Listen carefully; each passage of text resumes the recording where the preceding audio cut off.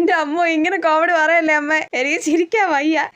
അതേപോലെ തന്നെ പണ്ടൊരു ഓണത്തിന് നമ്മുടെ അപ്പൂപ്പനെ നിങ്ങൾ പിള്ളേർ കൂഞ്ഞാല് കെട്ടി തന്നിട്ട് അങ്ങേര് തന്നെ അതിലിരുന്ന് ആടിയിട്ട് പൊട്ടി വീണത് ഓർമ്മയുണ്ടോ? ആ ഓർമ്മയുണ്ട്. അയ്യോ അന്ന് ഞങ്ങൾ ചിരിച്ചൊരു വഴിക്കായി. അന്നത്തെ ഓണത്തിനല്ലേ അമ്മ അങ്കിള് മാവേലി വേഷം കെട്ടിക്കൊണ്ട് വന്നത്? ആ അതെ. അയ്യോ അത് വൻ കോമഡി ആയിരുന്നു. കൊച്ചെ നീ വെളുത്തുള്ളി ഒന്ന് പൊളിച്ചെടി. വെളുത്തുള്ളി പൊളിക്കുന്നത് മെനക്കേടാ അമ്മ, എനിക്ക് വയ്യ. എന്നാ പിന്നെ നീ ആ ഇഞ്ചിക്കറിക്കുള്ള ഇഞ്ചി അരിഞ്ഞു വെക്ക്. ഇഞ്ചിയുടെ തൊലി പൊളിക്കുമ്പോ കയ്യിലൊക്കെ സ്മെല്ലാവും അമ്മ, അതെനിക്ക് തലവേദന എടുക്കും. എന്നാ പിന്നെ സാമ്പാറിനുള്ള വെണ്ടയ്ക്കയും മുരിങ്ങക്കോലും ഒക്കെ അരിഞ്ഞു വെക്ക്. ഞാനതൊന്നും അരിഞ്ഞാൽ ശരിയാവൂല, അമ്മ അരിഞ്ഞു വെക്ക്. ചേട്ടാ അവക്ക് ഒരു പണിയെടുക്കാൻ വയ്യ, സദ്യ കഴിക്കാൻ മാത്രം അവക്ക് അറിയാം.